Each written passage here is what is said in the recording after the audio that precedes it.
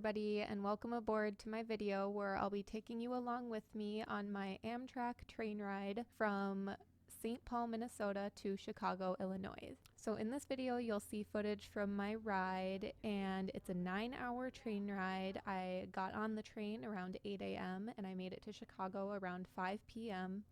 I didn't check any bags because what I had was 2 backpacks, which was enough to keep on me at all times. And I started off boarding here at the train station in St. Paul called Union Station. It was really easy to check in. They gave me a number for what train car to get onto, but I knew getting onto the train that there would be several cars that I could choose from to sit in. So after I boarded onto the train, I went straight upstairs and over to another train car just to kind of check out the area, and I found what they call the observation car. The observation car ended up being the place where I sat for my entire train ride because I just loved how many windows there were. There were windows on the ceiling and all around on the walls.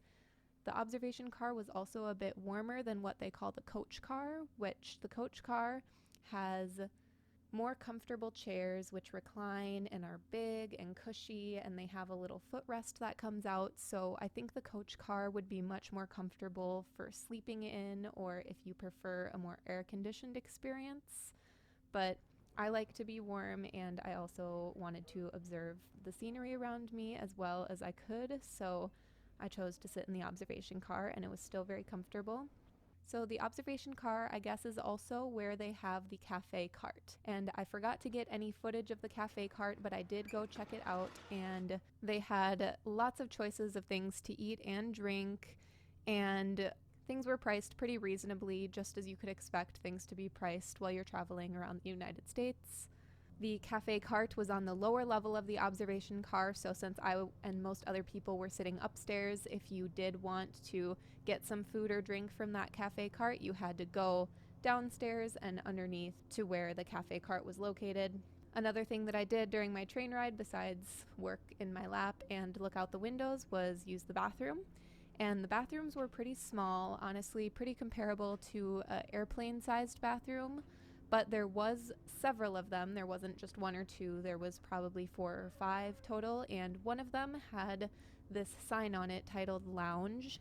And when you walked into this bathroom, there was a bigger space with more sink space and a place to sit, and the toilet room was still off to the side, so you would have to go into the small bathroom to use the toilet still, but there was more space to change and kind of be comfortable, a little bit more sink space in this area as well. So if you're on a longer train ride, it's good to know that there is this larger bathroom space for you to be able to freshen up in or change outfits more easily. Overall, on my trip, everything went very smoothly, and it was a really fun experience. The train ride took about just as long as it would have taken me to drive or take the bus to Chicago. So I bought a train ticket more for the experience. It was a little bit more expensive than a bus ride and a little bit more expensive than gas would have cost me if I were to have driven, but it was cheaper than a flight, and I liked being able to see the parts of the country on the way to Chicago that I wouldn't normally see on the highway if I were to have driven or taken a bus. So that in itself made it really nice, and it was really nice to be able to get up and walk around as well, which you don't have the opportunity to do as much if you're driving, taking a plane, or taking a bus.